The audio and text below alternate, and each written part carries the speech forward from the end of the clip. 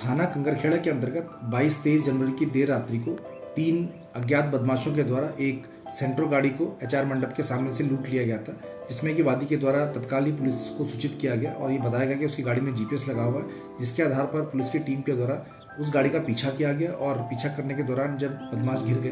तो पुलिस से बचने के लिए उनके द्वारा पुलिस की टीम के ऊपर अंधाधुंध फायरिंग की गई और एक बदमाश जो पुलिस की पकड़ में आ गया था उसको छुड़ाने हेतु उनके द्वारा जो हमारे सब इंस्पेक्टर हैं मनीष कुमार, इनके ऊपर फायर किया गया, जो इनके सीने में गोली लगी थी और जो हमारे सब इंस्पेक्टर जो घायल बेहद गंभीर रूप से घायल हो गए थे उनको नज़दीकी अस्पताल में भर्ती कराया गया, जहाँ से उनको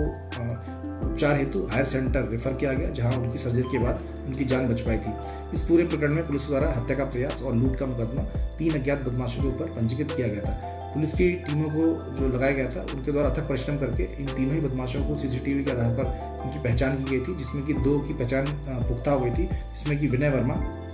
और अनुज पुत्र कृष्णपाल था, जिसमें इन दोनों के ऊपर मेरे द्वारा 25-25 हज़ार रुपये का इनाम घोषित किया गया था और टीमों को इनकी गिरफ्तारी हेतु लगाया गया था।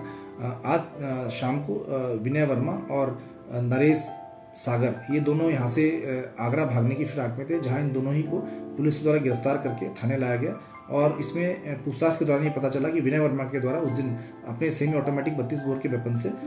जो अवैध असला था उसके पुलिस की टीम के ऊपर इसने जान से मारने की नीयत से फायर किए थे। आज इसमें जो अवैध असला को बरामद करने के लिए पुलिस की टीम विनय वर्मा को लेके उसके बताए गए ठिकाने पर ले गई थी, जहां पर पुलिस की टीम से हाथ छुड़ाकर ये अपने उस अवैध असले से पुलिस के ऊपर फायर किया, जिसमें हमारे सिपाही की गोली लगने से उनके हाथ पे वो घायल हो गए, जिनको उपचार हेतु अस्पताल में भर्ती कराया गया है। पुलिस की अन्य टीमों के द्वारा जब ये सूचना प्राप्त हुई तो मौके पर पहुंचकर खेतों में उनके द्वारा लंबे समय तक कॉम्बिंग की गई, जिसमें विनय वर्मा के द्वारा जो पुलिस की एक टीम थी उसके ऊपर फायर किया गया और पुलिस की टीम के द्वारा जब जवाबी कार्रवाई में आत्मरक्षा फायर किया गया तो उसमें से 2 गोलियां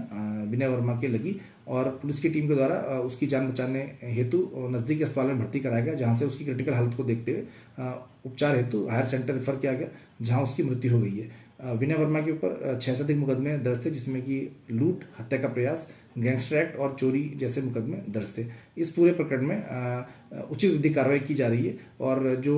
एक तीसरा अन्य बदमाश है उसकी गिरफ्तारी हेतु भी पुलिस टीम लगी हुई है।